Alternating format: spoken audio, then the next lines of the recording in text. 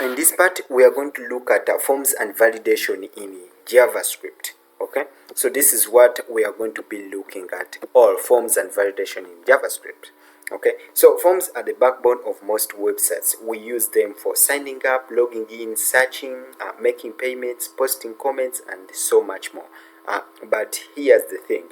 A form without validation is dangerous. Users can enter wrong or incomplete data and even try to inject malicious inputs, which is the malicious code. Okay, that's why we use JavaScript form validations to make sure the data is correct before we send it to the server. Okay, most especially by the user. Okay, so in this we are going to be looking at accessing forms and validation with the conditions. Okay, so let us first look at accessing forms in JavaScript. Okay, so let us first look at it. For example, here I created a form here, and we have three inputs, which is the username, email, and password, and the press orders, which is the username, email, and password respectively. And here we have a submit button. So here our form can have an ID. Let it have an ID, which is the form. Okay, like that. Okay, so we can also give this one, even these ones, they have their ID, the inputs, which is the username, email, and password. Okay, so let us look at how we can access these ones. Okay, how we can access forms in JavaScript. So in JavaScript we can grab the elements like this. Okay, so for example here we can use, so for example here let us create constant. We have our form here. Then here, this form, we can grab it like this, document get element by ID. Then here, inside here, we provide the ID, which is the form, like that, which is the form. And we can also access others like this. Let us copy this code. Let us paste this one here, and then we paste this one here. Then let us remove these lines here. Form, even this one. So this one is not a form, this one is a password. This one is the password, like this, and this one is the email. Then here we have the username here, like this. Let us create here, which is the username, username. Then here we get access to it using the ID, which is the username, and here we get access to the email using the email ID, and here we use the password ID, like this one. Okay, so that's how we can get access to the elements. So that's how we can access these form elements. Okay, so now we can read the values. Okay, so we can read the values like this. For example, we can alert when form submits. When someone submits, we can just console.log log out. Then we can log out the username. Okay, so we log out the username dot, then we use the value. Here we have the value. We can access the value. Okay, like that. Okay, so but this one we cannot access the values because it is going to be empty. Okay, so if I try to withdraw, so, and we refresh and we save our document. Okay, so we get something like this, username, this one something like this. Okay, so here our code has run, but there is nothing. Okay, we have printed, there is nothing. Okay, so in order to do this, let us try to use an event listener. Okay, so let us try to use an event listener to see in order to get access. Okay, so for example, the form, let us add an event listener to the form so that when a user submits the form, we get those inputs and we console out them. Okay, so add event listener. Which event listener we are adding the submit event listener. Then the handler, which is the function. Okay, the handler, it is there. Then we are adding the event. Let us add that event. Then inside there, then here let us console out. Then so console out, console.log. With log, we are going to log out three characters, three things. We are going to get access to the we are first going to get access to the username. So here we have the username dot value. We are going to access it like this. We use the dot value. Then here the email dot value. We are going to access it, and even the password dot value. Okay, like this. Okay, and if we save and we come back here and we then add our Rashid, which is the username, then the email let us add Rashid at gmail.com like that. Then the password, let us add our password 99 times like that, and if we submit we get something like this. So it has not loaded, so it has console out our things and then it has not done it. So let us try to just alert them out like this. Let us alert them like this. Even this one we want to alert. Even this one, let us try to alert like that. And if we save, let us get the username, which is Rashid, then email Rashid at gmail.com, and even this one. If we try to submit, we get only Rashid. At first, we first get Rashid, then we get the email like that, then we get this one, okay, like that. Remember in the first, when we had this one, Control Z, okay, when we had this one, when we try to console out these ones, so when we had this input, when we try to press the submit button, okay, our form was submitted. Okay, it was submitted, and when it was submitted, the content was submitted, the page reloaded. Okay, which had deleted all our values that we consoled out, that we printed out. Okay, so in order to prevent that reload, which removed our values here, in order to prevent that reload, okay, so that the form is submitted and then the page does not reload. Okay, in order to prevent that, we use the event.preventDefault. Okay, so as you can see here, we try to console out. If we do this, as you can see, our console has reloaded. Okay, it has reloaded. If we do this, as you can see, it reloads. Also the console reloads. It means all the page reloads. Okay, so let us go back and we prevent that. We prevent that using this event. Okay, this one, the event, this one gives us access to this event. Okay, so let us do that. So before we console out everything, oh, my battery, before we console out everything, let me first charge.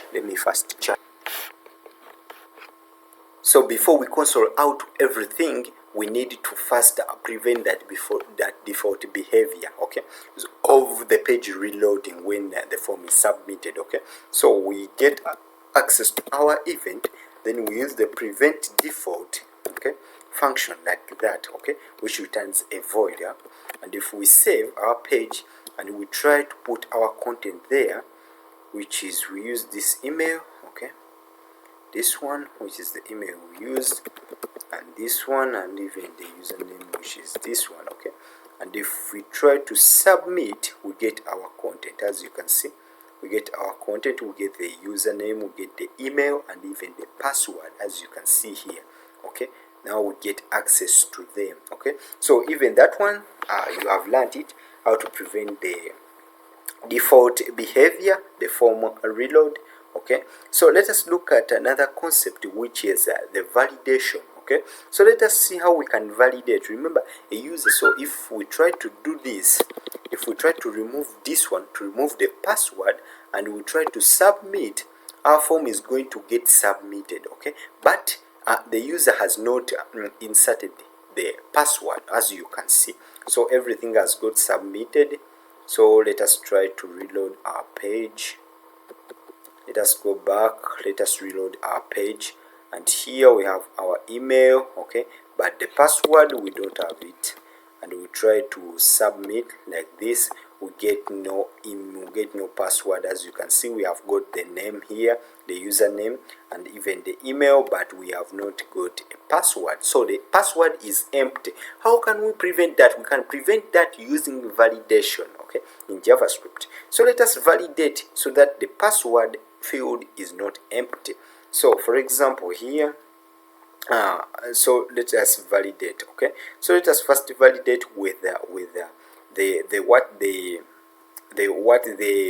let us first validate with the username, okay. So for example here we can have the username which is empty also. Let us make it also empty. We have only the email, and if we submit, as you can see, we don't get the username here. We don't get the username here. It is empty.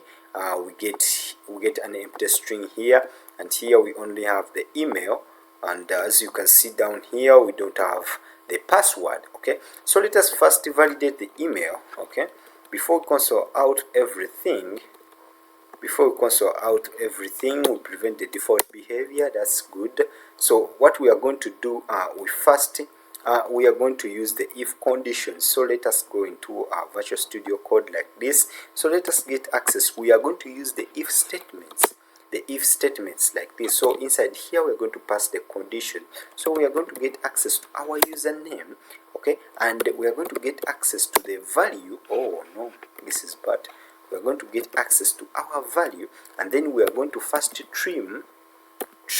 We are going to use the trim function, okay. This one is going to be used for trimming, so we are going to use that one. Then we are going to set equals to an empty string. If it is equals to an empty string, we are going to alert the user to enter. We are going to alert the user, okay. We are going to alert the user that username is required like this. Username is required like that, okay. So after that one, we are going to return, okay, like that, okay. We're going to return out, okay. So after doing that, let us even validate the email, okay, if it is valid. So if let us use the if this one not email, if not email dot value dot includes. If it doesn't includes, if this email, it doesn't includes what? If it doesn't include the what? This one, okay. So this function, it is going to check if this value, the string of that email, it doesn't include this one. It doesn't include this sign. Remember, every email should have this sign, okay. It should have this sign, okay. So if it doesn't include it, this is a note, okay. If it doesn't include this one, what are we going to do, okay? So we are going to alert the user.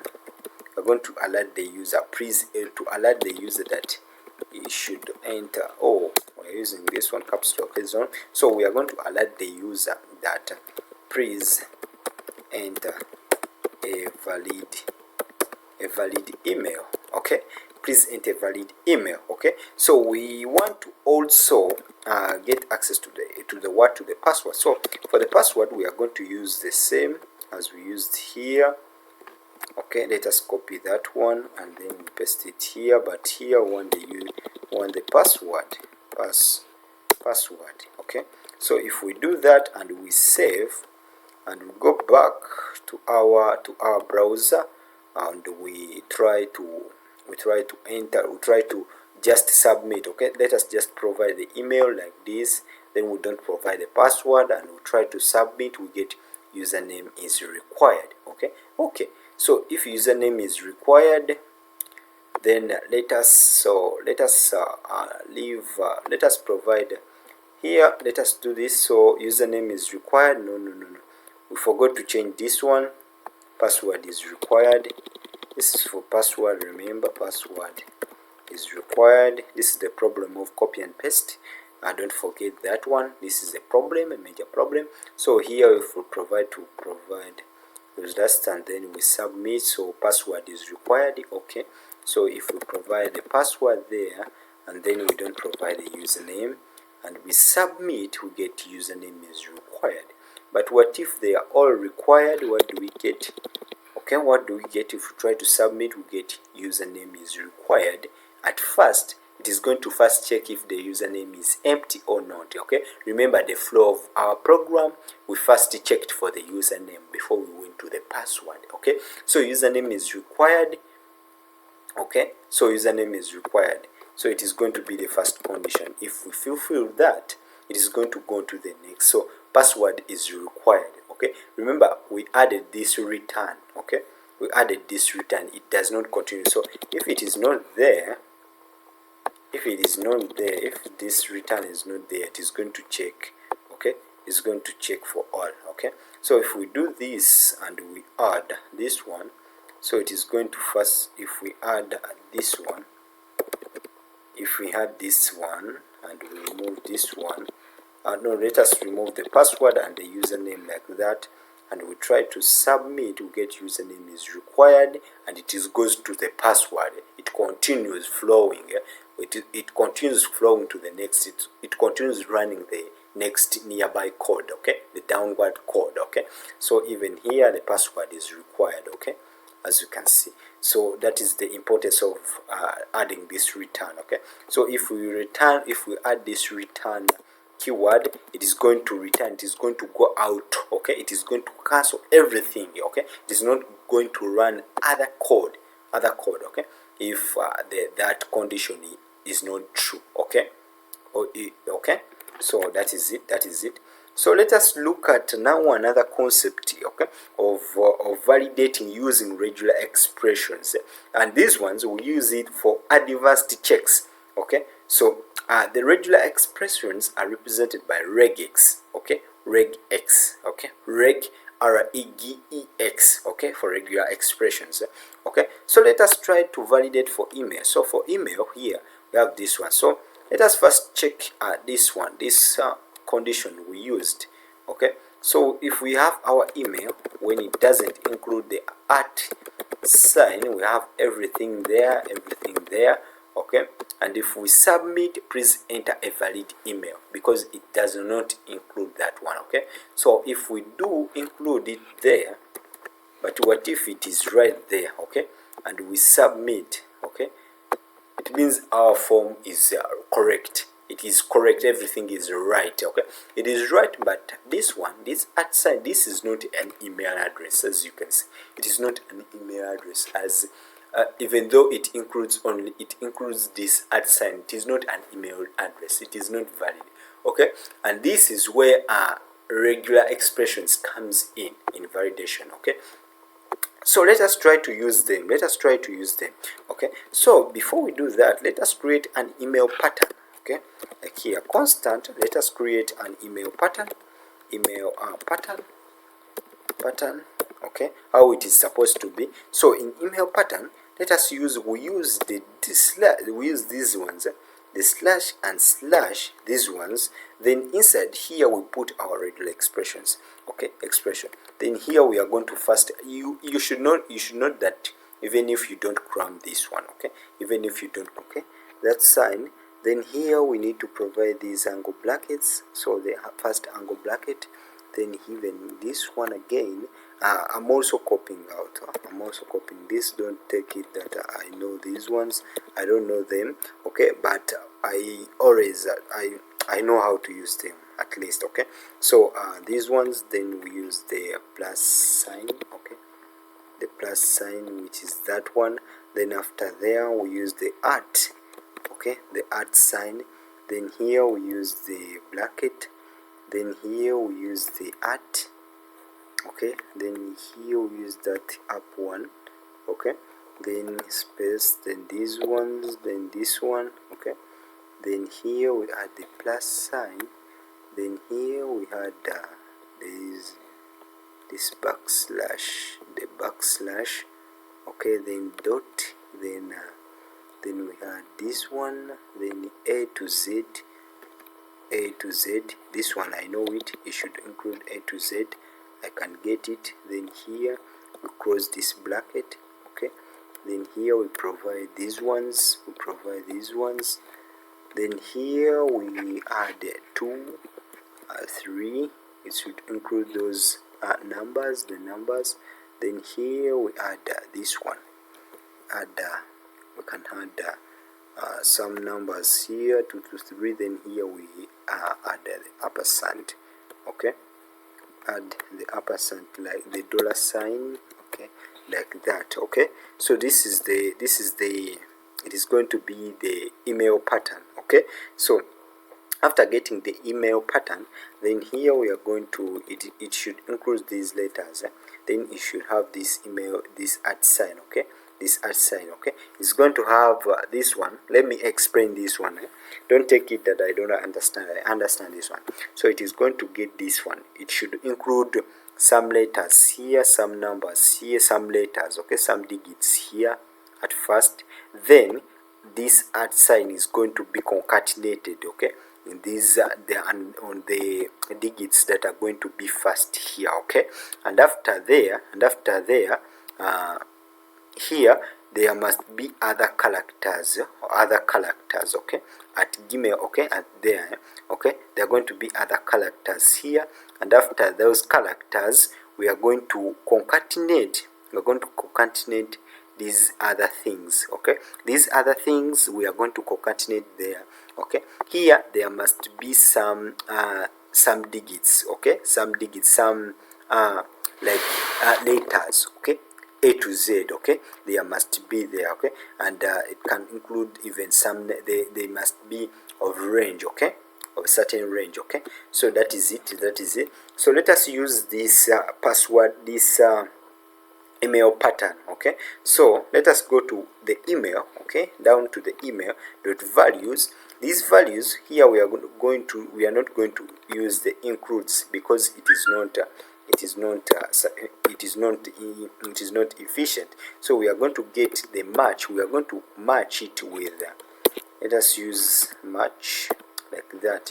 Okay, we are going to match it. Then here inside the match we are going to pass the regular expression. Okay, the regex xp. Okay, the regular expression. Okay, so our regular expression we are going to pass in is the email pattern. Okay, is the email pattern, the pattern that we want our email to be. Okay, in the format. So if we try to save, and remember the email we had the other time, it was like it was somehow childish, somehow invalid. So here it was like this. Okay, so let us try to submit and we see if it will be valid.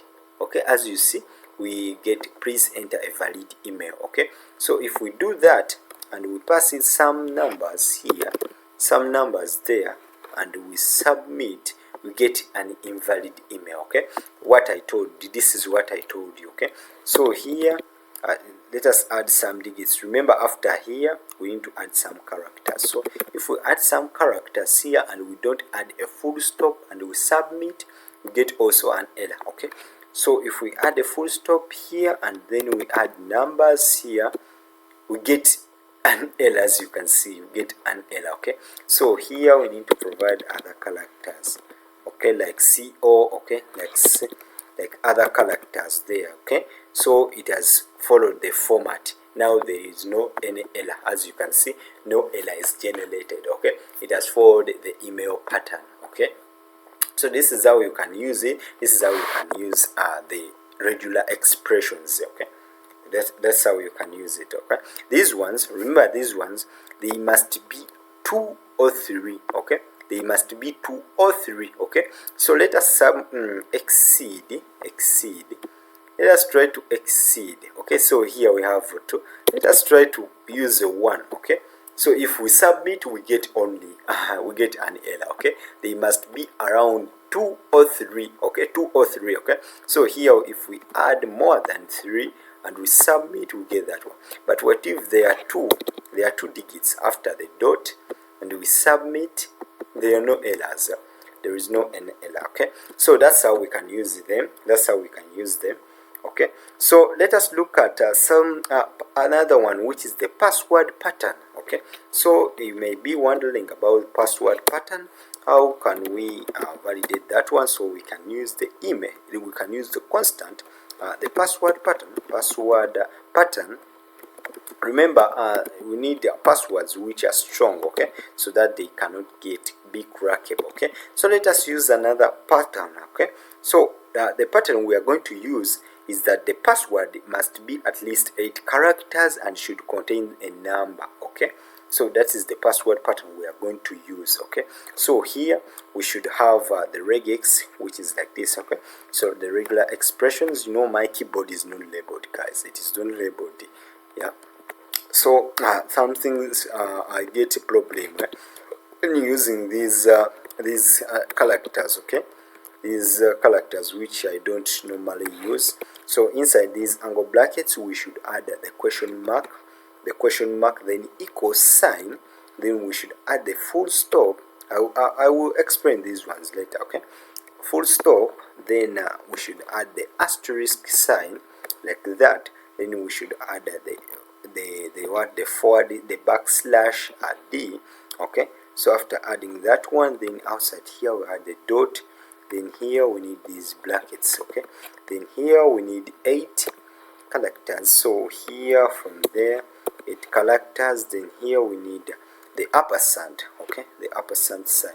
Okay, so after doing the dollar sign. Okay, so after doing that, then let us use this password pattern. Let us use it. Okay, so instead of using the trim, here we are going to use the dot match. Okay, dot match, then inside here we should pass the password pattern there like that. Okay, so if we save and we get and we do go back and we get our password, let us get everything as they were. Okay, so let us provide some sort of valid email, and here we should have a password. Let us have a password which has less than 8 characters. Okay, so if we do that, it is a valid, and also okay, so we return out this one is invalid email. Okay, let us reduce on the characters, let us make them 3. So here we get nothing, we get no invalid. So here, as if we have done a certain mistake, let me see. So in the password we get password.match. Okay, so password.match, here we get the password pattern. Okay, password pattern, let me first look at the password pattern. Here we have this one upper, then here we get the question mark equals to dot, then we get this slash, then we get the dot, then we get these brackets, then we get this one, then we get this one. Okay, so as if our pattern is correct. Okay, but there is something which is wrong, but as if you're getting the concept, I think so. Let us first get out this one. Okay, let us first comment out this one of the email. Okay, okay, so we no longer have it. So it means this email can be invalid. This email. So here we can have a password like that, and if we submit we get nothing. So as if our regex for the password is not working, but we shall go with that. As if you have understood the pattern, you can get the right pattern. Okay, that you need. Okay, you can get it. Try to use AI. Okay, it will get you the right pattern and say, okay, you can use. Okay, so that's how we can use validation in JavaScript. That's how. Please play with validations. Try to get more patterns. Okay, that you can use, more regex. Okay, values you can use. Okay, patterns you can use.